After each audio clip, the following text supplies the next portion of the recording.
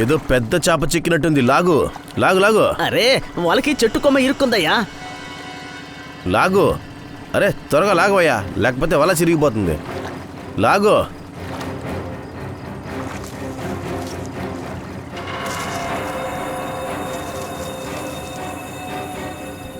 ఏంటిది? అరే ఇది మనిషి పొర్రయ్యా.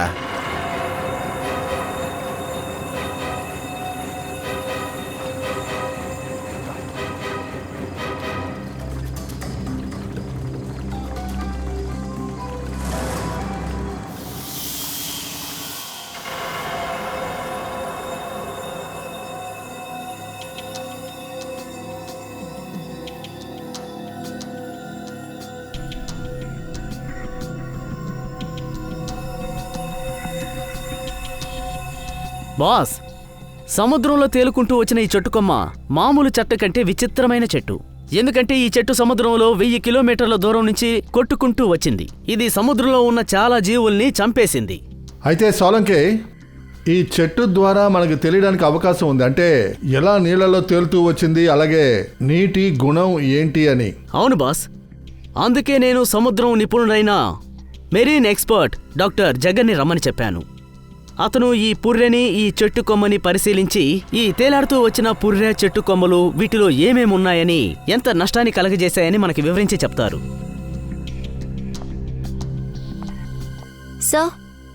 సో ఇక్కడ సార్, ఈ వ్యక్తి తలపైన వెనకాల కాల్చారు.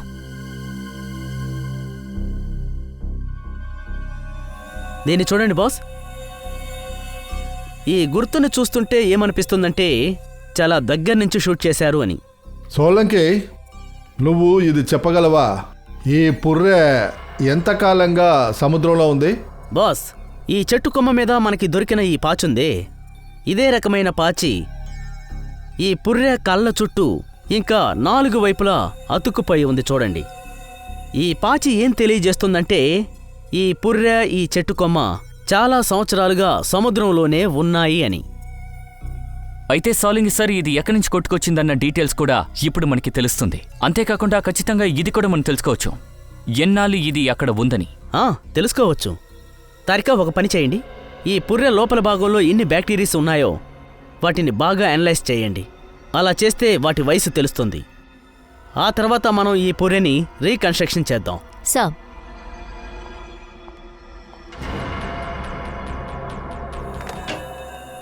సారీ డాక్టర్, కొంచెం లేట్. పర్వాలేదు, రండి, మీకోసమే ఎదురు చూస్తున్నాం. చూడండి, ఇది సముద్రంలో తేలుకుంటూ వచ్చిన చెట్టు కొమ్మ. దీని గురించి మీకు ముందే చెప్పాను కదా. Please check it.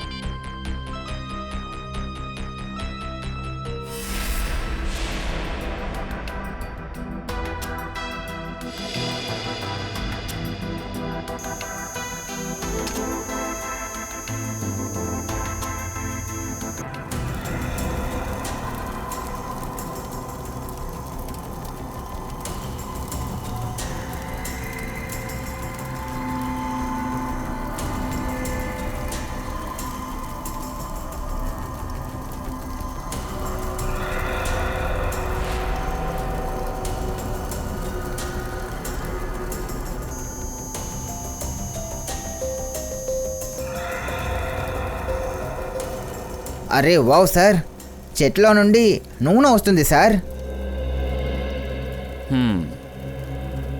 అంటే దీని అర్థం ఇది సముద్రం అటువైపు నుంచి వచ్చినట్టుంది.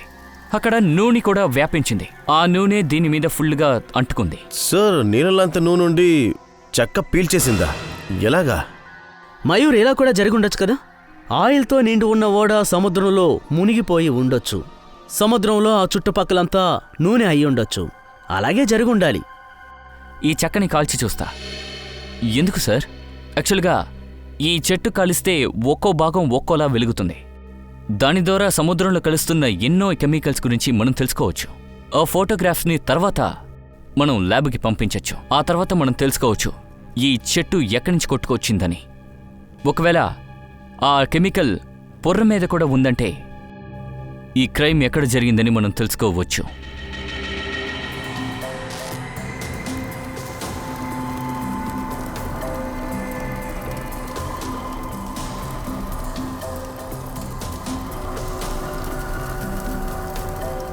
సార్, ఈ అస్థిపంజరంలో దొరికిన బ్యాక్టీరియా ఇంకా ఆల్గే ఒక వయసు దాదాపు 8 ఏళ్ళు. 7-8 సంవత్సరాలుగా సముద్రంలోనేనా? అయితే దీనికి ఒకే ఒక అర్థం, ఈ పుర్రె ఎవరిదో అంటే చనిపోయింది సముద్రంలో 2017వ సంవత్సరంలో. 2017. ఆ రిపోర్ట్ ద్వారా పొర్రె ఎక్కడ ఉంది, ఎక్కడి నుంచి వచ్చిందని తెలుసుకో. ఎవరో ఉన్నారు కానీ సిఐడి ఈ కేసు పూర్తిగా అర్థం చేసుకోకూడదని వాళ్ళు ఇలా చేశారు. ఎవరు అనుకున్నా అనుకోపోయినా సిఐడి ముందుకు సాగుతుంది.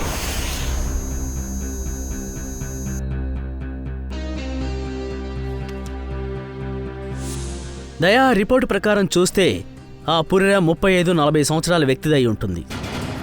ఇంకా ఆ చెట్టు కొమ్మ ముక్కల్ని కాల్చి వచ్చినటువంటి వేరువేరు మంటల్ని ఫోటో తీసి ల్యాబుకు పంపించాం. ఆ మంటల నుండి వచ్చిన కెమికల్ కాంపోజిషన్ అరేబియన్ సముద్రపు నీటితో సరిపోలుతోంది. కానీ ఆ మంటల కెమికల్ కాంపోజిషన్ చాలా ఎక్కువగా చౌలెన్ సముద్రపు నీటితో సరిపోలుతోంది. దీనికి అర్థం చౌలిన్ సముద్రపు అడుగు నుంచి బయటకొచ్చిన పుర్రె కొట్టుకొస్తున్న కొమ్మకి ఇరుక్కుని అరేబియన్ సీకి వచ్చిందా? ఖచ్చితంగా. సోలంకి చెప్పాడు ఆ పుర్రె లోపలి భాగంలో బ్యాక్టీరియా దొరికిందని. అది ఏం చెప్పాడంటే ఫర్మెంటేషన్ బ్యాక్టీరియా అన్నాడు. ఇంకా మెరైన్ ఎక్స్పర్ట్ డాక్టర్ జగన్ రిపోర్ట్లో ఇది కూడా చెప్పారు. ఆ పుర్రెకు పైన కొన్ని ఫెరస్ ఆక్సైడ్ యొక్క ట్రేసెస్ దొరికాయని. ఫెరస్ ఆక్సైడ్ ఇనుము తుప్పు. సార్, కానీ సముద్రం లోపల ఒక బుర్రలో ఇనుము తుప్పు ఎలా వస్తుంది సార్? అదే కదా. ఆ పొర్రె 8 ఏళ్ల నుంచి నీటిలోనే ఉంది. ఆ తర్వాత కొట్టుకొచ్చిన కొమ్మకి అది చిక్కుకుంది. అందులో మనకి నూనె ట్రేసెస్ కూడా దొరికింది. ఒకవేళ ఈ పుర్రె మునిగిపోయిన షిప్ యొక్క లోపల భాగంలో ఇరుక్కుపోయి ఉంటే మునిగిన ఓడ దాన్ని కనిపెట్టి తీరాలి. గత 7-8 సంవత్సరాలుగా ఆ సముద్రపు భాగంలో ఏదైనా ఓడ మునిగిందా అని తెలుసుకోవాలి. సార్, ఇదే 1955లో సాలీ బ్యాక్ వాటర్స్లో అరేబియన్లో మునిగిన షిప్. దీని పేరు మూన్ బోట్ 15Y. ఇది ముంబైలో జరగబోయే ఒక పెద్ద ఫంక్షన్లో చాలా ఖరీదైన పారంపర్య, చాలా గుర్తులు ఇంకా సంతకాలు చేసినవి స్టోర్స్ని తీసుకొచ్చింది. ఇంకా ఏదో టెక్నికల్ ప్రాబ్లం వల్లే మునిగిపోయింది. జూన్ 2005, దాదాపు 50 ఏళ్ల తర్వాత మా సెంటర్ ఈ షిప్ ని రీసెర్చ్ చేయడానికి ప్లాన్ చేసింది. తర్వాత ఏమైంది? రీసెర్చ్ ఓకే అయిందా? లేదు సార్, ఎందుకంటే ఆ రీసెర్చ్ కి సంబంధించిన 4గురిలో నేను తప్ప ఇంకెవరు తిరిగి రాలేదు. ఏంటి? తిరిగి రాలేదంటే? అదేంటంటే అది 3 డైవింగ్ ఆల్కాలజిస్ట్ మేహుల్, అంత్రా, రణ్బీర్ సార్. వాళ్ళెవరూ నీళ్ళ నుంచి బయటికి రాలేదు. తర్వాత ఇక వాళ్ళు ఏమయ్యారు? మేము వాళ్ళని వెతకడానికి చాలా ప్రయత్నించాం, కానీ ఆ ముగ్గురు గురించి ఏమీ తెలియలేదు. నేను మాత్రమే తిరిగి రాగలిగాను. ఒకవేళ అదేంటంటే నేను వాళ్లతో నీళ్లలోకి వెళ్ళలేదు. ఆ సమయం మీరు ఎక్కడున్నారు? నేను నీళ్లపైన ఉన్న బోట్లోనే ఉన్నాను. ఒక్క నిమిషం. అవును, మీరెవరు?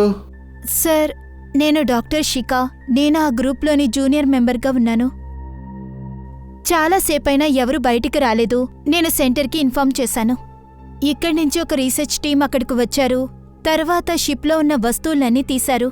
చాలా రోజులుగా వాళ్ళ కోసం వెతికారు, కానీ ఏమీ దొరకలేదు. ఓకే డాక్టర్ నైనా, ఆ ఓడకి సంబంధించిన వస్తువులు ఏవైతే మీ దగ్గర ఉన్నాయో, అంటే వాటన్నిటినీ మా రీసెర్చ్ సెంటర్కి తీసుకువెళదామని అనుకుంటున్నాం. Yes sir, 1 second. హలో జోజో, త్వరగా ఆఫీస్కి రండి. జోజో ఎవరు? Sir, inventory incharge.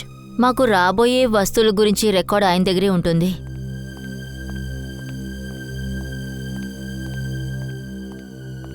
మేడం, నేను రమ్మన్నానంట కదా. అవును, వీళ్ళంతా సిఐడి నుంచి వచ్చారు. వీళ్ళకి మూన్ బోట్ 15Y సంబంధించిన వస్తువులన్నీ చూపించండి. సరే సార్, మీ ఆఫీస్ నేను పంపిస్తాను. కానీ ఏంటంటే కాస్త టైం పట్టిద్ది. కొన్ని డీటెయిల్స్ ఇంకా గేట్ పాస్ తయారు చేయాలి. ఓకే, పర్వాలేదులే. జోజో ఈ థింగ్స్ అన్నీ పంపించారు సార్ మరైన్ రీసెర్చ్ సెంటర్లో నుండి. తర్వాత మీరు అన్ని వస్తువుల్ని ఆ లిస్టుతో మ్యాచ్ చేయండి. Okay sir. ఇంకా రణ్వీర్, అంత్రా, ఇంకా మేహుల్ వాళ్ళ ఫొటోస్ కూడా ఈమెయిల్లో పంపించారు, ఇంకా వాళ్ళ రికార్డ్స్తో పాటు. మయూర్ అదే చెక్ చేస్తున్నాడు సార్. గుడ్. ఒక పని చేయి ఫ్రెడీ, ఈ లిస్టుని చెక్ చేసిన తర్వాత ఈ వస్తువులు అన్నిటినీ ఫోరెన్సిక్ ల్యాబ్కి పంపించు. Yes sir.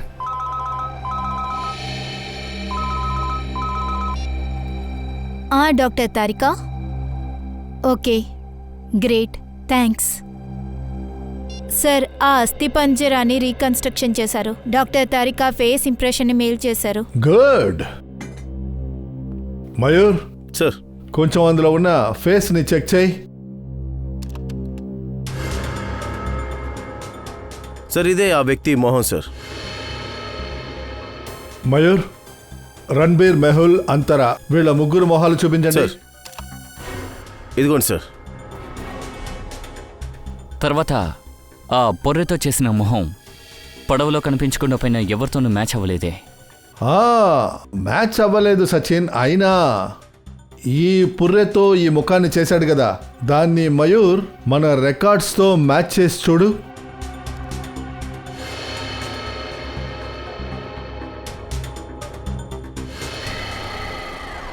సార్, ఇతను గ్రేట్ మ్యూజిషియన్ సమ్రాట్ 2005లో కనిపించకుండా పోయారు. ఏంటి, సామ్రాట్ సార్ చనిపోయారా? ఇంకా మాకు ఒక విషయం తెలుసు, మీ సామ్రాట్ సార్ 2005లో చనిపోయారు. 2005 జూన్ నుంచి అతను కనపడలేదు. 2005లో మీరు సామ్రాట్తో కలిసి పనిచేశారా? నేను అప్పుడే జాయిన్ అయ్యాను. నేనే అతని అసిస్టెంట్. ఓకే, అయితే ఆయన కనిపించకుండా పోవడానికి ముందు జరిగిన ఏదైనా ముఖ్యమైన విషయం మీకు గుర్తుందా? అవును సార్, ఆ టైంలో అతను తాళం సంఖ్యలు చేస్తున్నాడు. కానీ అతను మా మ్యాజిక్ షోలో కూడా దాన్ని వాడలేదు సార్. నేను ఆ ఫైల్ చూపిస్తాను. రాజ్, సామ్రాట్ సార్ తయారు చేసిన ఆ ఫైల్ తీసుకురావు సరే. తాళం ఇంకా సంకెళ్ళా? అవును సార్. అవును సార్, నేను కూడా ఆయన దగ్గర ఒకసారి అడిగాను ఇదేంటని. ఏదో ఒక ట్రెషర్ తాళాలు అని చెప్పారు. దాని మూలంగా నేను ధనవంతుడు అవుతాను, ఇంకా నా అప్పులు కూడా తీరిపోతాయి అని చెప్పారు సార్. సార్ ఈ ఫైల్ చూడండి.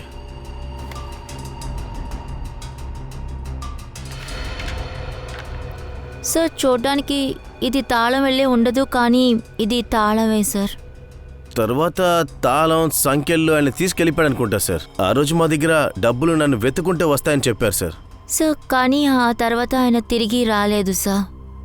ఆ తర్వాత ఆయన గురించి తెలుసుకోవాలని ప్రయత్నించలేదా? ప్రయత్నించాం సార్. ఆయన దగ్గర ఫోన్ లేదు, ఆయనకంటూ కుటుంబం కూడా లేదు సార్. మేము పోలీస్ కంప్లైంట్ ఇచ్చాం సార్, ఎటువంటి ఇన్ఫర్మేషన్ లేదు సార్.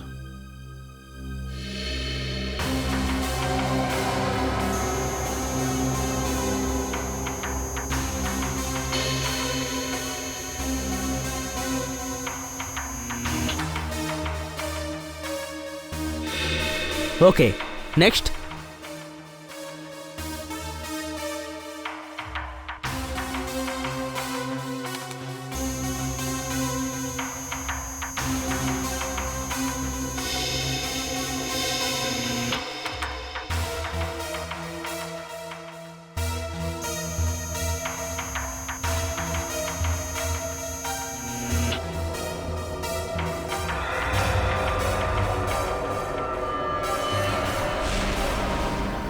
ఇది ఎలా సాధ్యం? మళ్ళీ స్కాన్ చేద్దాం.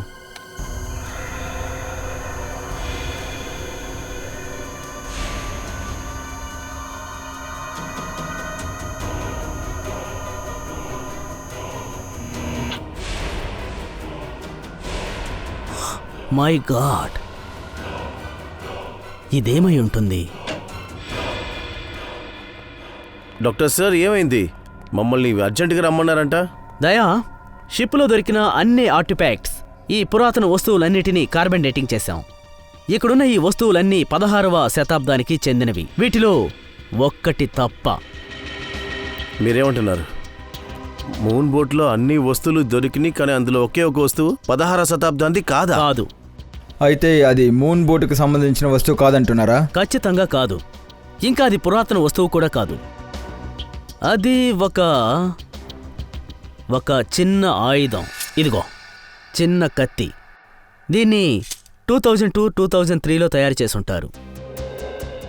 సార్ 1955లో ఈ షిప్ మునిగింది. ఆ తర్వాత అందులో 10-15 సంవత్సరాల పాత ఆయుధం దొరికిందంటే దానికి అర్థం సముద్రపు లోపలున్న మూన్ బోట్ అక్కడ ఏదో ఒకటి జరిగింది. అప్పుడే అంత్రా, రణ్వీర్ ఇంకా మేహుల్ కనబడకుండా పోయారు 2005లో. కానీ ఇంకా సామ్రాట్ అక్కడ ఉండడం కో ఇన్సిడెన్స్ కాదు సార్. అయితే సార్ ఇందులో సామ్రాట్కి కూడా సంబంధం ఉందన్నమాట. ఆ సంఘటనలో రణ్బీర్ ఇంకా మేహుల్ అంతరా ప్రాణం పోయింది నీళ్ళ లోపల.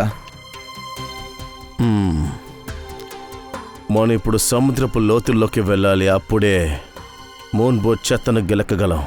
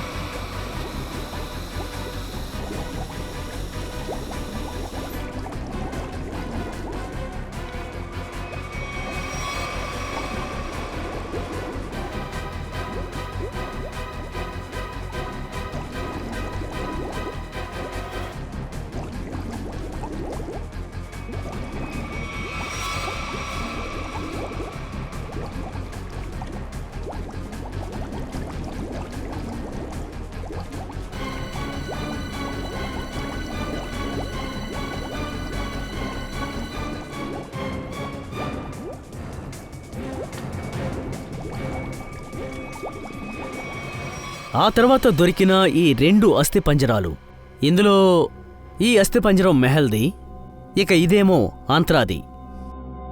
ఇంకా ఇది మొట్టమొదటి దొరికిందే పుర్రె, ఈ అస్థిపంజరం సామ్రాట్ది. మరైతే రణ్వీర్ ఎక్కడికి వెళ్ళాడు? అలా అయితే మేహుల్, రణ్వీర్, ఆంత్రా నీళ్ళ నుంచి బయటికి రాకపోతే మరి రణ్వీర్ ఎక్కడ? వాడి బాడీ దొరకలేదు కదా. సార్ ఒకవేళ ఈ అన్ని విషయాలు రణ్బీర్ చేస్తున్నాడా? అయిండొచ్చు కవిన్. కానీ సార్, సామ్రాట్కి వీళ్ళ ముగ్గురికి ఏంటి సంబంధం? ఆ విషయాన్ని మనం కనిపెట్టాలి పూర్వి. ఎవరు చెప్తే సామ్రాట్ అక్కడికి వెళ్ళాడని. ఎందుకంటే ఆయన తయారు చేసిన లాక్ ఆ మూన్ బోట్లో కంపార్ట్మెంట్కి వేయబడింది. అది 2005లో చేసింది. అప్పటి నుంచే అతను కనపడలేదు. అలా అయితే సార్ షికాని మనం మళ్ళీ విచారించాలి. తను మాత్రమే ఒంటరిగా వచ్చింది ప్రాణంతో. దానికంటే ముందు మనకి మూన్ బోట్ ప్రాజెక్ట్ వీడియో కావాలి. అది కూడా మెరైన్ సెంటర్కి వివరాలు ఇవ్వకుండా. లేదంటే ఆ వీడియో ద్వారా ఏదైనా మోసడి కూడా జరగచ్చు.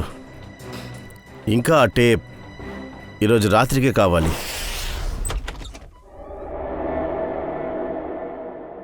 ఒకవేళ మనం దొంగతనం చేసేటప్పుడు మనం పట్టుకోకూడదు.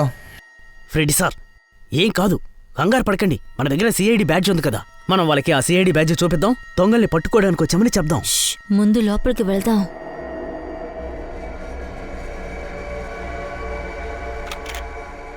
సార్, లోపల అర్కాజ్ రూమ్ నుంచి ఏదో శబ్దం వస్తుంది. మీరిద్దరు వెళ్ళండి, నేను ఇప్పుడే పంకజ్, వస్తాను. హే ఆగు. రే, దొరుకుంటే కలిసి దొరుకుందాం. సార్, హే, మీరే రారా. వెళ్ళండి. సార్ చూడండి, అక్కడ ఎవరో ఉన్నారు. ఎక్కడ?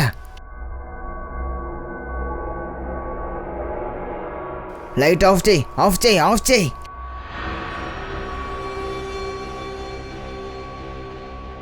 మనకంటే ముందే టేపును దొంగతనం చేయడానికి వచ్చాడు. ఏసీపీ సార్ మన దగ్గర చెప్పారు కదా, టేప్ని దొంగిలించడానికి ఇంకొకరిని కూడా పంపించారు అని.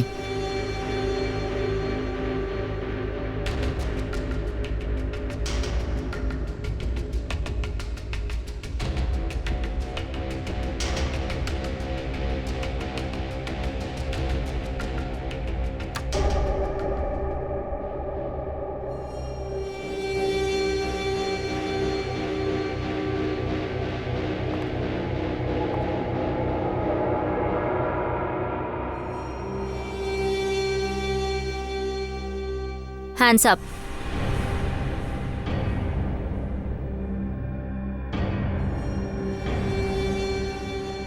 ఎవరు నువ్వు? నీ మాస్క్ తీ.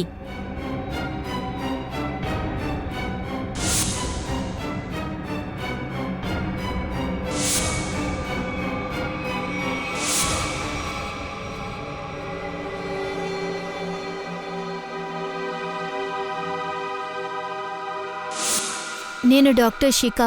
నేను ఆ టీంలోనే జూనియర్ మెంబర్ని. శిఖా, నువ్వా? మీరంతా ఎవరు?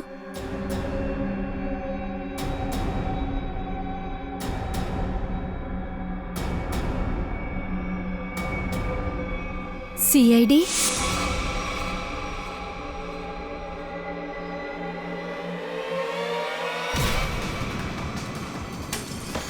శ్రేయ, శ్రేయ! ఏయ్, ఏయ్.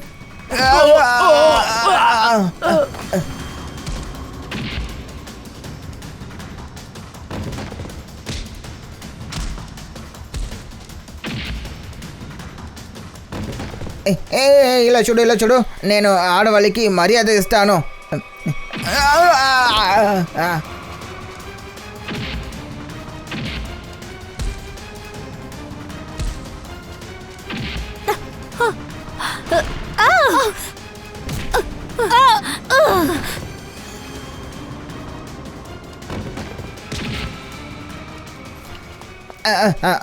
ఆడశక్తి చాలా గొప్పది.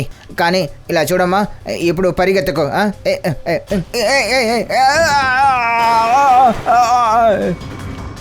ఆగు.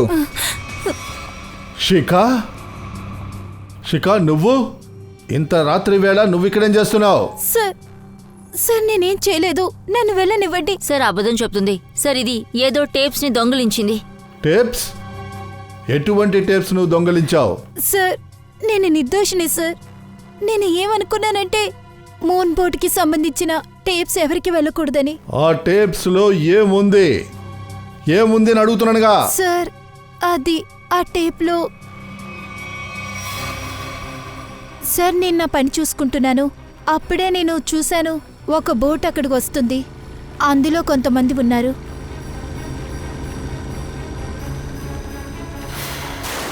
సార్ కాసేపు తర్వాత ఆ బోట్లోంచి ఒక వ్యక్తి ఆ నీటిలోకి దూకాడు. కాసేపు తర్వాత అతను పైకొచ్చాడు.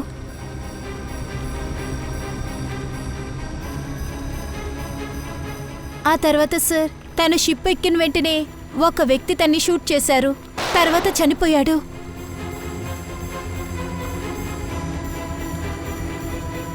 తర్వాత సార్ వాళ్ళిద్దరూ ఆ నీటిలోకి దూకారు. నేను భయపడ్డాను సార్. నేనేమనుకున్నానంటే ఆ నేరస్తుడు నన్ను చూసి చంపేస్తాడని. నా బోట్లో ఒక కెమెరా ఉంది, అందులో అన్నీ రికార్డ్ అయి ఉన్నాయి. ఆ రికార్డింగ్ టేప్సే నేను తీసుకున్నాను సార్. అలా అయితే సామ్రాట్ హత్యని ఈమె చూసింది, ఎందుకంటే ఆయన తలపైనే బుల్లెట్ తగిలింది. నువ్వు ఆ టేప్స్ని ముందే దొంగతనం చేసుండాలి కదా. ఈ రోజే చేయాలి అని ఎందుకు అనుకున్నావు? ఆ టైంలో అందరూ అనుకున్నారు ఇది ఒక యాక్సిడెంట్ అయిందని. అందువల్ల ఈ టేప్ని ఎవరు చూస్తారు? నాకు ఇది తెలియకుండా పోయింది. ఎన్ని సంవత్సరాల తర్వాత సిఐడి వాళ్ళు క్లోజ్ అయిన కేసుని ఓపెన్ చేశారు అని. చాలా పెద్ద తప్పు చేశావు శిఖ. నేరాన్ని నువ్వు దాచావు. నేరం దాయడం కూడా ఒక నేరమే అని నీకు తెలుసా? ఇక చట్టం నీ గురించి నిర్ణయం తీసుకునేంత వరకు నువ్వు జైల్లోనే ఉండి తీరాలి.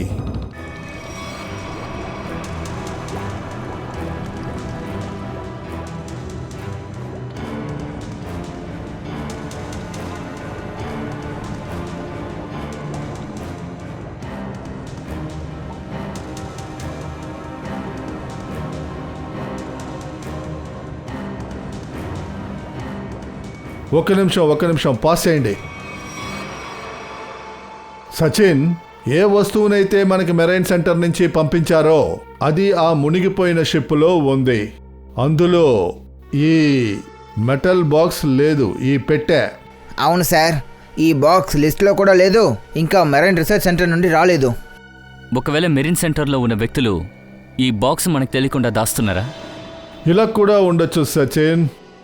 ఈ బాక్స్ మెరైన్ రీసెర్చ్ సెంటర్ వరకు వెళ్ళలేదు. సార్ అయితే బాక్స్ ఎక్కడ పోయి ఉంటుంది? దీని లోపల ఏముంటుంది? మేబీ ఇందులో కాస్ట్లీ వస్తువులు ఉండొచ్చు పూర్వి.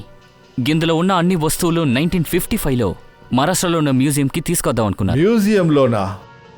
ఒకవేళ ఈ హత్య ఈ పెట్టె వల్ల జరిగిందా? మ్యూజియంలో దీని గురించి కనుక్కోవాలి, ఈ బాక్సులో ఏ ఉండింది అని. 1955లో షిప్ గురించిన ఆ ఫైల్ కావాలి.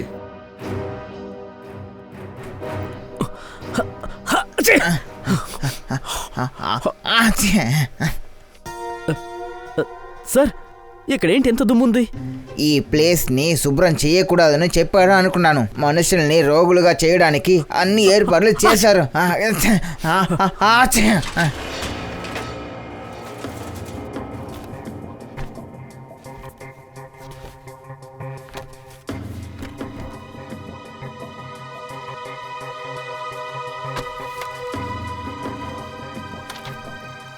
సార్ ఆ?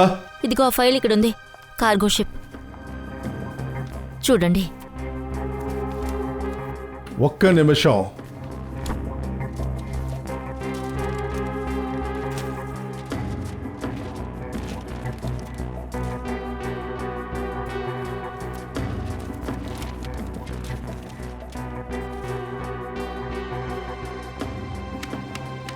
ఇక్కడ చూడండి, మెటల్ చెస్ట్, పెట్టె, మొఘలాయుల నగలతో నిండిన ఒక పెట్టి 1955 లిస్టులో ఉంది, కానీ మెరైన్ రీసెర్చ్ సెంటర్ ఇన్వెంటరీలో లేదు.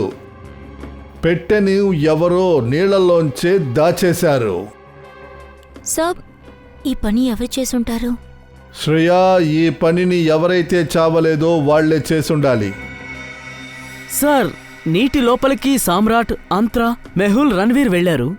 ఇంకా సార్ వీళ్ళల్లో 3 అస్థిపంజరాలు మనకు దొరికింది. సార్ ఒకవేళ రణవీర్ కూడా చనిపోయి ఉంటాడు. తన శవాన్ని చేపలు తినుంటాయి, లేదంటే నీటి వేగానికి బాడీ లోపలికి కొట్టుకుపోయి ఉండొచ్చు.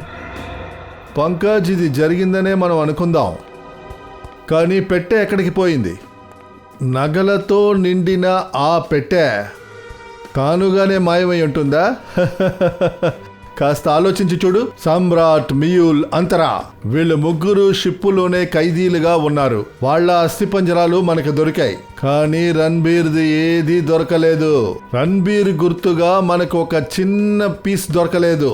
దీని అర్థం ఏంటంటే ఏదో ఒకటి చేసి ఆ పెట్టెతో రణ్బీర్ అక్కడి నుంచి మాయమై ఉండాలి. ఈ పనులన్నీ కూడా రణ్బీర్వే. కానీ సార్, ఇప్పటి వరకు అందరూ రణ్వీర్ చనిపోయాడనే అనుకుంటున్నారు. ఒకవేళ ప్రాణాలతో ఉండనా మనం వాడిని ఎలా కలిసేది? ఇలా కూడా అయ్యి ఉండొచ్చు సార్. రణ్వీర్ ఆ బంగారాన్ని అలాగే అమ్మే తప్పు చేయలేదు సార్, లేదంటే దొరుకుంటాడు. ఖచ్చితంగా. ఇప్పుడు నెక్స్ట్ మనం కనిపెట్టే తీరాలి. అది జరిగిన సమయంలో ఇటువంటి నగల వ్యాపారులు ఎంతమంది ఉన్నారు? బంగారం, వెండి, ఆభరణాలను వ్యాపారం చేసే వ్యాపారులు. ఈ రణ్వీర్ అటువంటి వ్యక్తినే వెళ్ళి కలిసి ఉంటాడు. అటు చూడండి.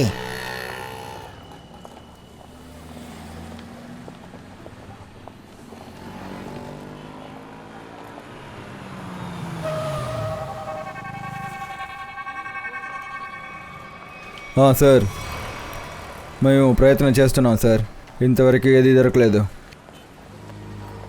మీకు ఏదైనా తెలిసిందా సార్?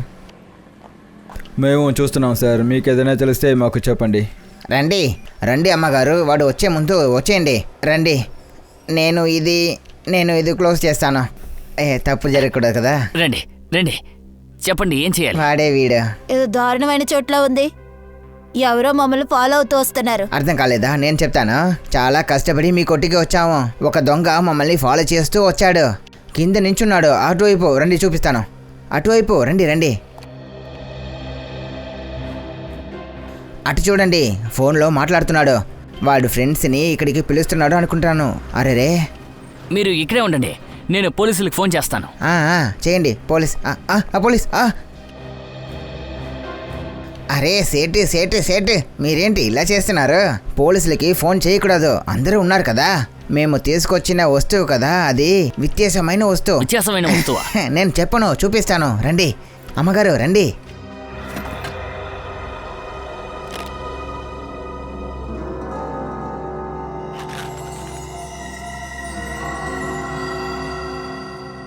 ఎలా ఉంది? మీరిప్పుడు రావాల్సిన చోటుకే వచ్చారు. ఎక్కడి నుంచి తీసుకొచ్చారు? బాగా అడుగుతున్నారు. ముందు సరుకుని చూడండి, ఎప్పుడు మమ్మల్ని అనుమానించకండి. మరి అమ్మాలా? అమ్మగారు చెప్తున్నారు ఇది అమ్మడానికి కాదు. మరి కొనాలా? మేము కొనడానికి రాలేదు. అయితే బంగారానికి బదులుగా బంగారం కావాలా? మరి మీరిద్దరూ ఎందుకు ఇక్కడికి వచ్చారు? చాలా అమాయకుడిలా ఉన్నారు. రండి, కమ్. ఇలా చూడండి, మేము ఏం చెప్తున్నామంటే ఈ బంగారాలన్నింటినీ కరిగించండి.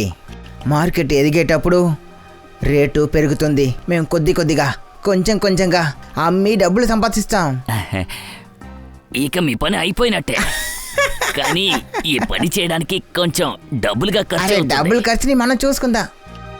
పర్వాలేదు, ఉండనివ్వండి. ఇలాంటి పని మీరు ముందే చేస్తుంటారు కదా. అరే ఏంటి మేడం ఇది? నేను ఇలాంటివి చాలా చేశాను. ఇది చిన్న పని, నేను చూసుకుంటాను.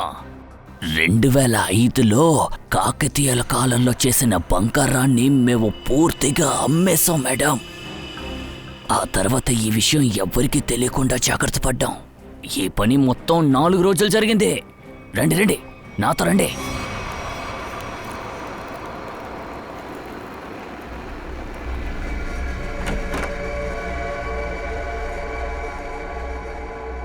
హే తమ్ముడు, సేటు సరుకు తీసుకొచ్చారు, దాన్ని కరిగించాలి.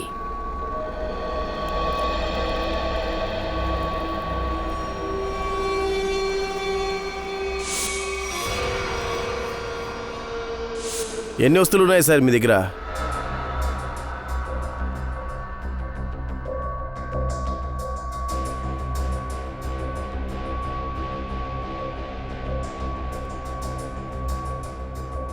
జోజో నువ్వా?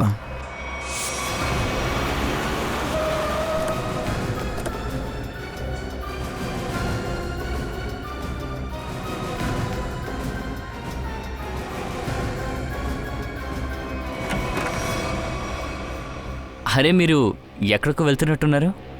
మేము టీ తాగేసి టిఫిన్ తినేసి రాత్రి వరకు ఇక్కడే ఉందామని చూసాం. ఏమైంది? మీరెందుకు అలా చూస్తున్నారు? మిమ్మల్ని చూస్తుంటే మేము గుర్తులేనట్టే ఉంది, అవునా? క్షమించండి, మీ మిత్రుడు జోజో మాతో రాలేదు, కానీ మీ అడ్రస్ని మాకు చెప్పాడు. జోజోనా? కానీ ఎందుకు? ఎందుకంటే సముద్రంలో దొరికే అరుదైన వస్తువుల్ని తీసుకుని బజార్లో అమ్మే వ్యక్తి అతను. మీతో చేతులు కలిపి. నాతో పాటా? ఏంటి వేళాకోళం చేస్తున్నారు?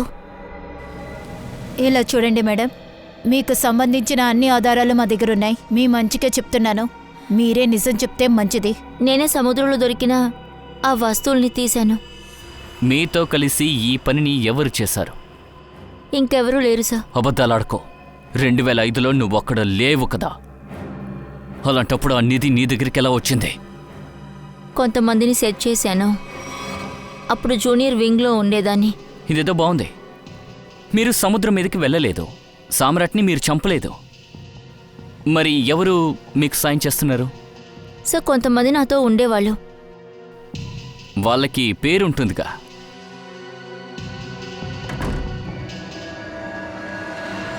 లోపలెవరు?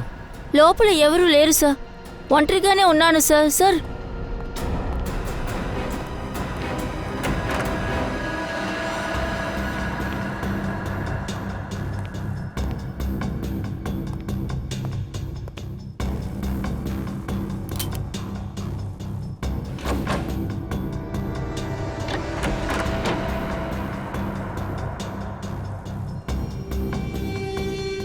ఎవరదే? బయటికి రా. మర్యాదగా బయటికి రా.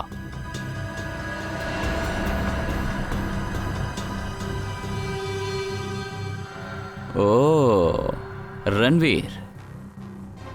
రణ్వీరా? ఎవరా రణ్వీర్?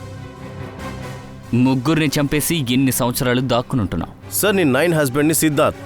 నీ పేరు మారుండొచ్చు, కానీ ఫేస్ అలాగే ఉంది. అవును సార్, నేను రణ్వీర్ని. 2005లో నేను నా టీము సముద్రం లోతుల్లోకి వెళ్ళాము.